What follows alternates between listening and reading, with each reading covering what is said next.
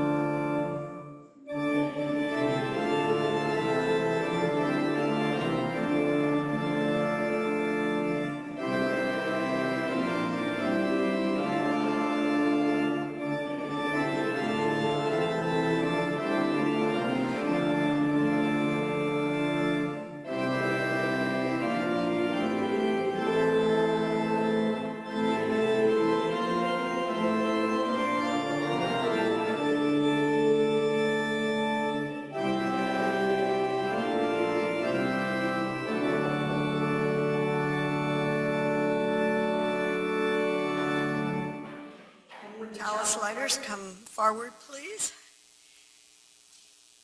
And light the chalice and lead us in the responsive words.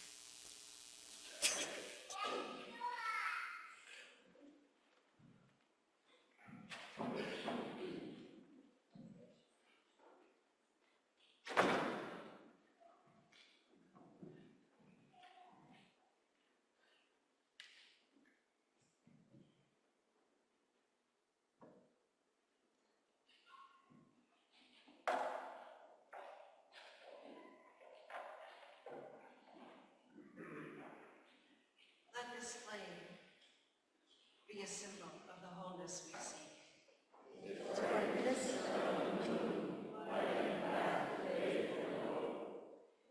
Its glow reminding us of the sacred bonds that link us to all living things.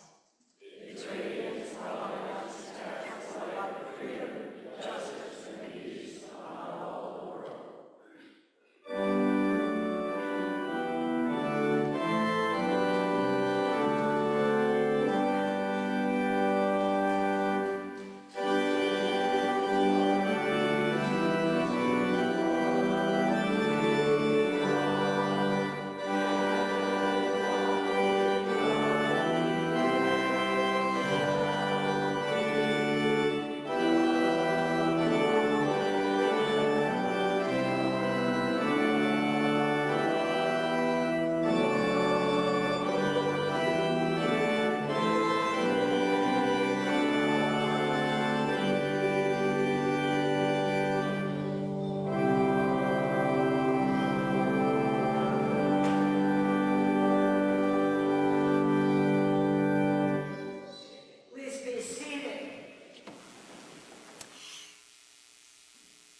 Good morning and welcome to all of you. I am the Reverend Susan Milner, and it is my honor and my privilege to serve as interim minister to this historic but vital congregation. We gratefully acknowledge the Patuxet Wampanoag people on whose ancestral lands we gather today, and most importantly, we commit to support and honor their history and culture. We do want to welcome all of you, old friends and new, young and old. You are an essential part of our service and our worship here today. Whether today is your first or your 1000th Sunday in our midst, we're stronger because you are here with us. We hope that all of you will stay for the coffee hour in the assembly hall following the service. It's through the door to your left, through the parlor, and down in the end of that wing of the building. And if you are new or visiting today and you take a red cup when you're in there, it will allow us to recognize you and say a special warm First Parish welcome. But we hope that we all say that to each other every week. Again, welcome, and I'm so glad for your presence here. We're going to sing our children out and let them go downstairs, but just before they do, I just want to say how grateful everyone is in this congregation to our religious education team for keeping an interesting and engaging and vital program going downstairs. Thank you, all of you who volunteer, all of you who envision it. Thank you. It's very important. So now let's sing our kids out.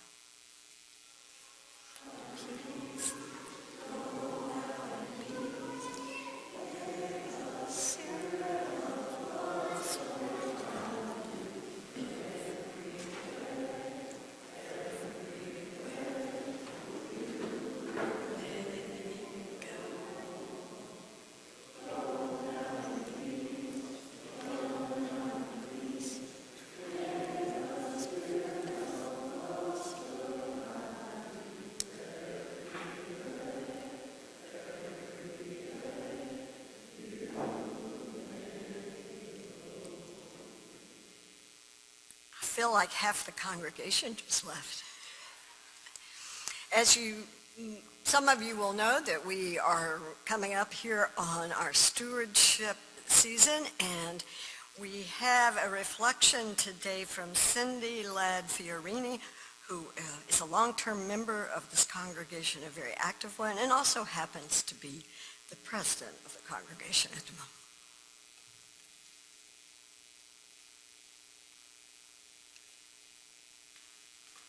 Good morning. I'm sort of glad the kids left. My year-and-a-half-old granddaughter probably would have run up here. Good morning. I am Cindy Ladd-Fiorini, a member of this congregation for 39 years, a lifelong UU. I've been invited to speak for a few minutes about why my family is here at First Parish Church. There are so many reasons, including the wonderful worship and music, but I chose just two.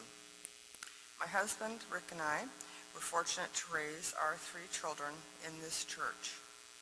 We valued the religious education and sense of community that our children were getting. All three of our children attended the sexuality program, now known as OWL, and we are forever grateful for that opportunity. Fortunately, we are offering OWL now to our younger youth, helping them to become knowledgeable, kind, self-aware, and confident individuals. We want to support that. Our oldest two children were passionate about youth group. They hardly ever missed a meeting, and they were active in joining with other youth groups and attending General Assembly. We felt so supported as parents as we guided our children through their teenage years. Right now, we feel we are back on track to building back a teen program, and we are excited about that, and we want to support it.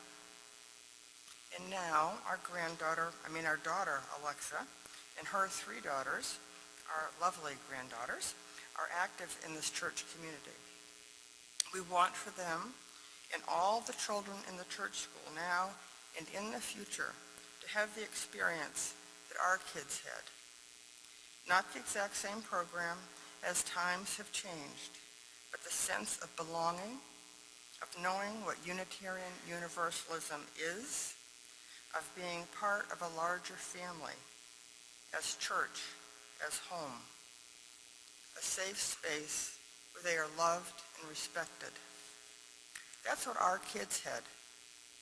We pledge to support this church to provide that for today's kids. So far, I've emphasized the religious education piece, but I need to mention the importance of why we are still here.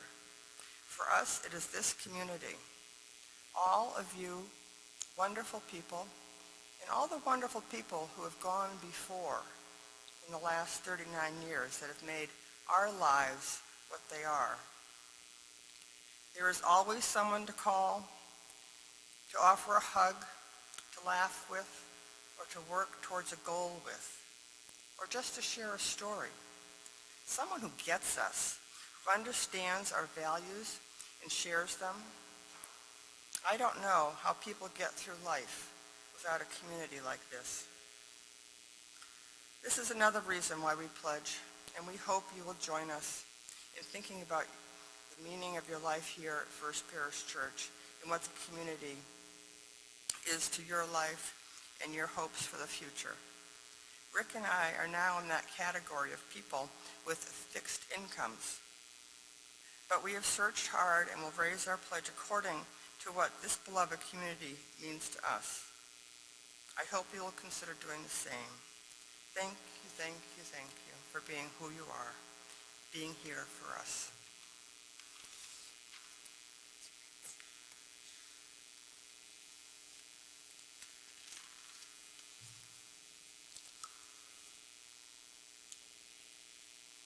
Easy segue from Cindy's words to the morning offering. I've been thinking this week for some reason about how generous our faith tradition has been with us, how willing it has been over the ages to change and adapt, to acknowledge that there are many paths that are meaningful, so that today in my sermon I can draw from a contemporary African-American activist to ideas and insights of Buddhism. And it's not only accepted, it's good. It's that same kind of pluralism and generosity that you bring in all of your differences, and that the programs that we offer, that our people work so hard to support, give to all of us. It's a feast. It's a feast. So we appreciate all you do for that. The morning offering will now be given and received. Gratefully.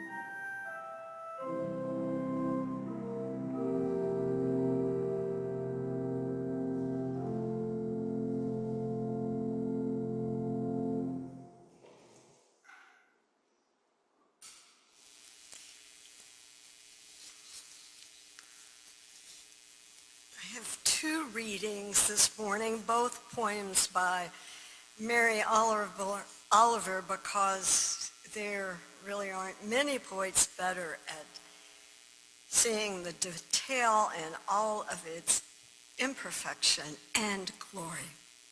First poem is Messenger. My work is loving the world. Here the sunflowers, there the hummingbird, equal seekers of sweetness. Here the quickening yeast, there the blue plums. Here the clam deep in the speckled sand. Are my boots old? Is my coat torn? Am I no longer young and still not half perfect? Let me keep my mind on what matters, which is my work, which is mostly standing still and learning to be astonished, the phoebe, the delphinium, the sheep in the pasture, and the pasture which is mostly rejoicing, since all ingredients are here, which is gratitude, to be given a mind and a heart and these body clothes, a mouth with which to give shouts of joy to the moth and the wren, to the sleepy dug-up clam, telling them all over and over how it is that we live forever. And then the pond. Every year the lilies are so perfect I can hardly believe they're lapped light crowding the black midsummer ponds. Nobody could count all of them.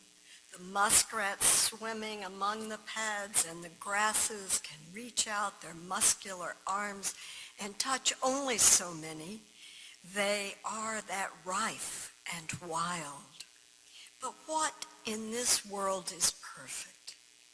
I've been closer and see how this one is clearly lopsided and that one wears an orange blight and this one is a glossy cheek half nibbled away and that one is a slumped purse full of its own unstoppable decay. Still, what I want in my life is to be willing to be dazzled, to cast aside the weight of facts and maybe even to float a little above this difficult world. I want to believe I am looking into the white fire of mystery.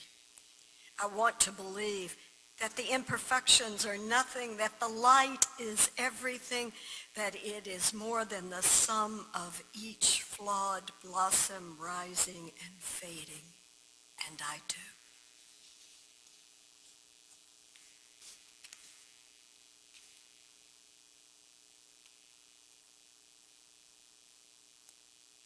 Let me ask you to join, please, in a spirit of meditation with these words from Beth Lefevre. We are whole, even in the broken places, even where it hurts. We are whole, even in the broken places, the places where fear impedes our full engagement with life, where self-doubt corrupts our self-love, where shame makes our faces hot and our souls cold. We are whole, even in those places where perfectionism blunts the joy of full immersion into person, place, activity, where good enough does not reside except in our silent longings, where our gaps must be fast filled with substance, accomplishment, or frenzied activity lest they gape open in disgust. We are whole where we would doubt our own goodness, richness, fullness, and depth, where we would doubt our own significance, our own profoundness. We are whole even in our fragility, even where we feel fragmented, alone, insubstantial, insufficient. We are whole even as we are in process, even as we stumble, even as we pick ourselves up again, for we are whole. We are whole. Let us enter into the silence.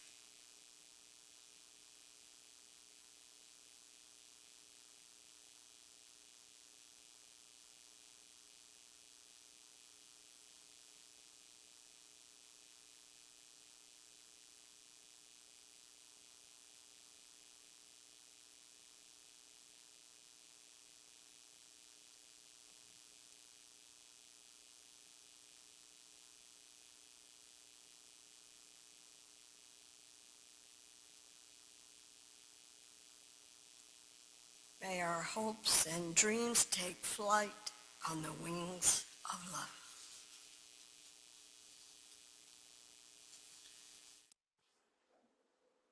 love.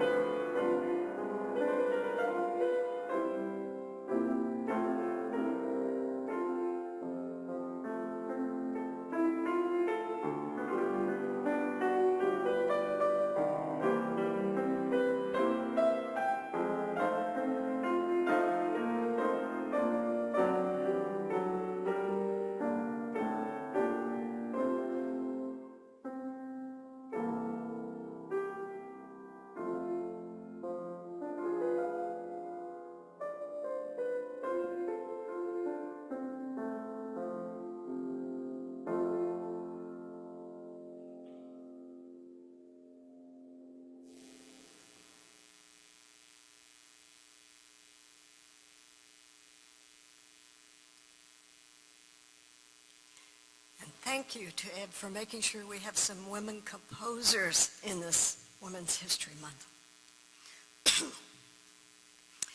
In January a year ago, I finally came down with COVID in spite of all the vaccinations. The first few miserable days fell across a weekend, and I had to miss that week's Sunday service. But I was determined that I would preach again the next Sunday because I had the perfect COVID course all planned. By mid-Monday, then Tuesday, I was still spiking a fever, utterly tired and unable to concentrate on much of anything. By Wednesday evening, an inner voice dared to call out, "You are sick. How can you research and write a sermon and get there and deliver it?" And then another voice that forbids malingering came back strong with, "You have to. It's your duty. It's what a minister does." And we were off to the races. Although guilt threatened to be worse than COVID, I had the sense in one moment to call a minister in the congregation who graciously agreed to step into the pulpit. It was an act of self-care, but it meant also accepting once again that something that is something we know, but we unconsciously deny, many of us. I am weak at times, dependent on others. I don't always do what is needed from me. Don't always make good decisions. I realized that I had also truly made a mistake and not just been sick in trying to have the perfect COVID run, the predictable one. I had waited so late to accept the situation that I caused unnecessary stress to others. The Reverend Kate Landis reminds us of the Dalai Lama's suggestion that when we make a mistake or face a weakness, we ask ourselves, "Can I love this too?" Landis extends it to the aspects of ourselves that we just don't welcome. Can I love all of me, even the peevish parts, even the insecure bits, the anxious bits? Because I can love my niece even when she sticks her hand in my cup of coffee and gets mad and hollers at me for it. It's easy. I don't expect her to be perfect. Can I extend that understanding to myself? Can I love my anxiety too? My depression, my desire to seem like I have myself together even when I'm freaking out? Can I love all of me? And love meaning accept and care for. And the challenge is harder than it should be. We live in a culture that tells us we should be perfect, we should strive for perfection, but it also tells us constantly that we're not enough. We should be strong and caring and responsible and self-sacrificing, but we're not. That's those extraordinary people who are. It presents us with images of what we should look like, and in white culture, for women at least, that's tall, thin, and blonde with regular features. So we spend years struggling to accept that we are short or heavy, dark or drab, asymmetrical, skinny, or any number of a nearly infinite set of possible makeups. We struggle with the fact that we're impatient or timid, fearful or slow to understand something, or maybe very boisterous. And then, of course, we look for ways to mask our self-doubt and anxiety. But Mary Oliver asks, what in the world is perfect? And when she looks more closely, she sees one of her perfect lilies is slumped, another lopsided, and one is showing orange light. What if, instead of draining ourselves and everybody else that way, we turned the Dalai Lama's question about mistakes to our so-called imperfections. What if you could love, accept every bit of your complex DNA, what's been created by generations of those who came before you? What if you accepted that the universe's creation, through those generations, of the living, breathing, thinking, reflecting, feeling creature you are, is pretty darn amazing? Amazing.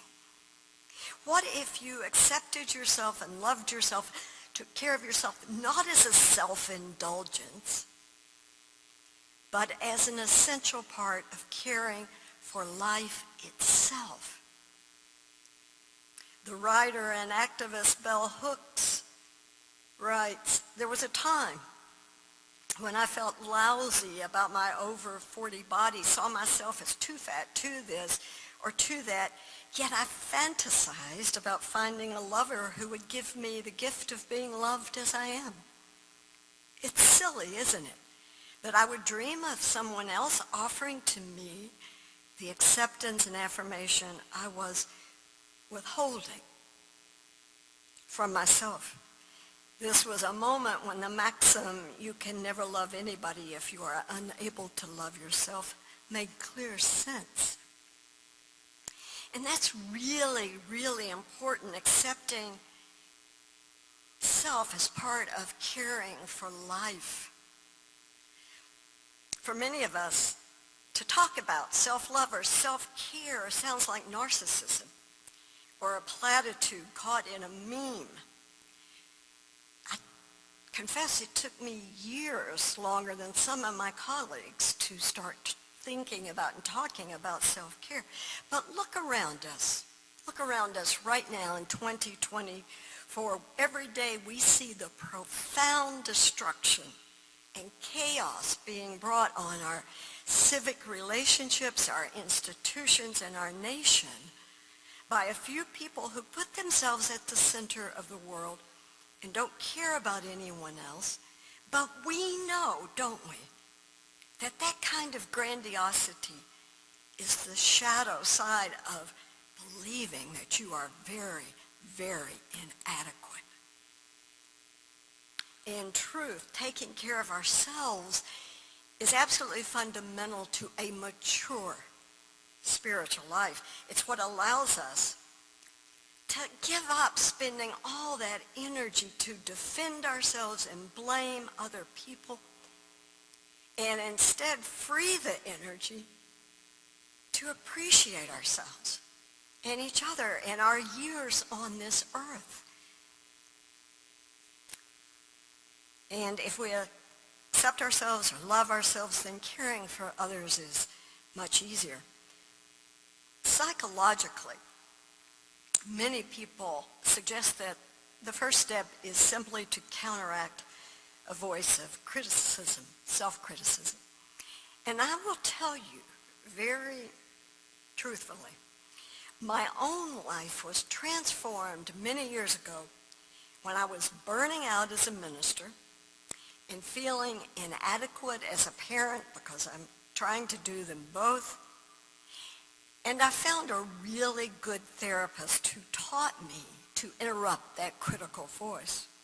When my internal critic berated me for not being able to give congregants everything they needed, I started, in my mind, a different narrative, appreciating what I was given. And when I grew impatient or pushed too hard as a parent, I tried to recall the hours that I spent listening and laughing and communicating with my daughter. In different words, my therapist gave me the way in the face of limitations to ask myself, can you love this too? Now, obviously, given my experience during COVID, the therapy was not totally successful. But it did open me up to the joy of doing ministry again. And that psychological route, dealing with those demons, is important, but for me, it's never enough. For a spiritual person, the world is not fundamentally pathological, with everything needing to be diagnosed and cured. It is an amazing, holy place. So there's theological, spiritual ground here too. If we view our lives to have a greater purpose within an interdependent context, caring for others, working for justice, using a talent for good, then self-care, self-love is part of the stewardship of our gifts, just as those of us here, as Cindy lifted up so beautifully, must be stewards of this congregation, its mission, its legacy left to us by others. We are called to be stewards of the gifts bestowed by the universe, by our human heritage, or if you so believe, by the divine.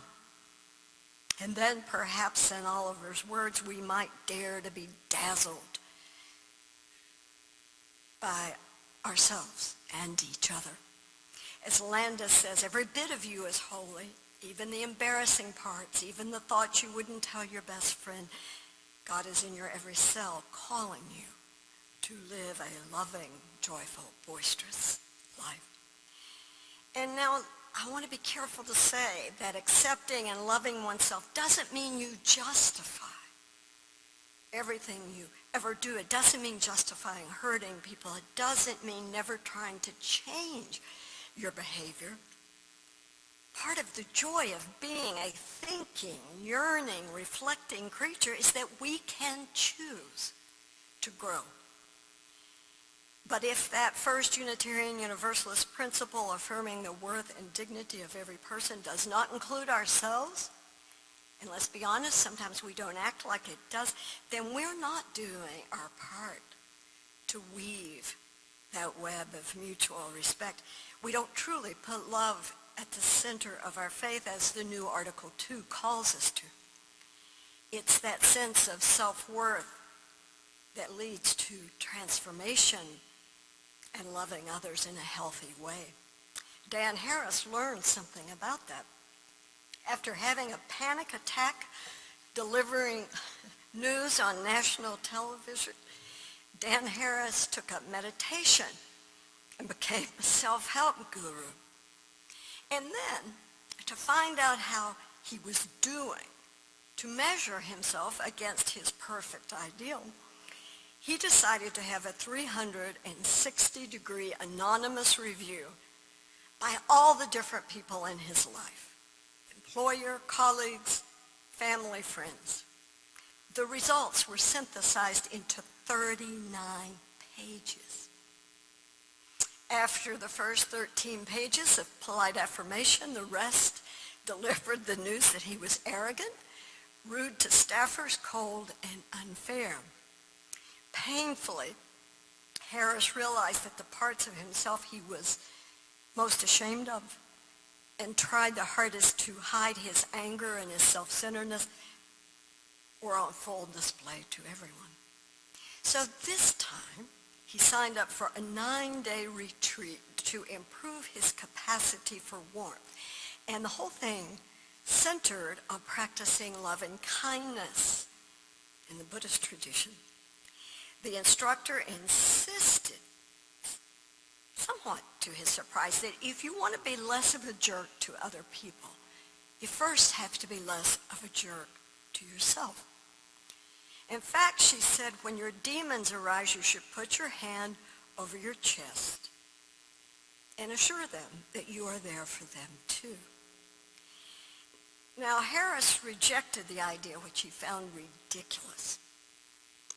But after days of unrelenting internal self-criticism, he finally gave up. He put his hand on his heart and murmured, "It's all good, dude. I've got you."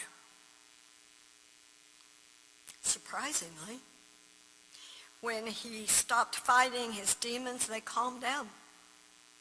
Self-love, properly understood not as narcissism, but as having your own back, is not selfish, says Harris.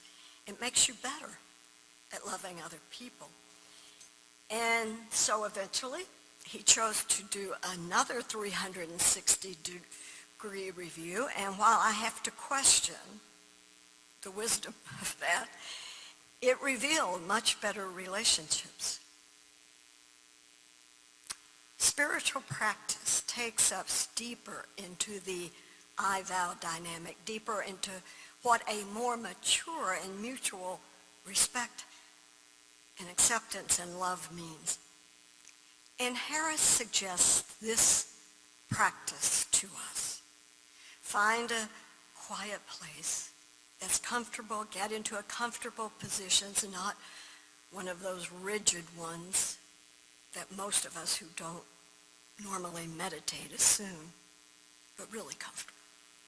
And then bring to mind, you can do this as we go along if you want in your mind, bring to mind someone you can easily wish well, a friend or a loved one, maybe even a pet, and make 4 statements. May you be happy. May you be safe. May you be healthy. May you live with ease. Then address the same wishes to yourself. May I be happy. May I be well, safe. May I be healthy. May I live with ease. And next, bring to mind a mentor, someone who has helped you. May you be happy. May you be safe. May you be healthy. May you live with ease. And then a neutral person. And now the hard part. Bring to mind a difficult person. Someone you'd really rather not deal with. And say, may you be happy. May you be safe. May you be healthy. May you love with ease. And of course, finally, is the universal, may all beings be happy. May all beings be safe. May all beings be healthy. May all beings live with ease. Do you see what this meditation does? Instead of separating you and either diminishing or elevating the self, this meditation embeds the self into a web in which all should be treated with loving kindness. Perfectionism, writer and self-confessed imperfect person, Anne Lamott tells us, is our enemy. It will keep you cramped and insane your whole life. But this is about more than surviving, isn't it? It's about opening up to the astonishing, amazing fact that we are here, produced by millions of years of evolution, a heritage that we in turn cast into the future with our own stardust. The light is indeed everything and more, much more than the sum of each flawed blossom. Blessed be each and every one of you in your holy imperfection.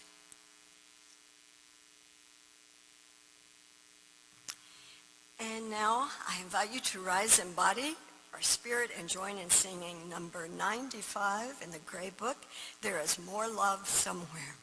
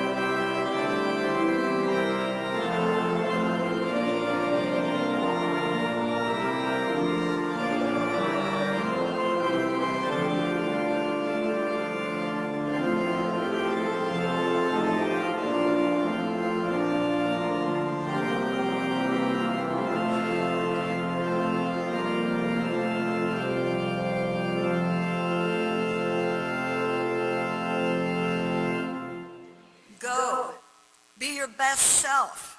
Be your most beautiful self. Be your most luminous self. Be your most generous self. Be your most radically loving self.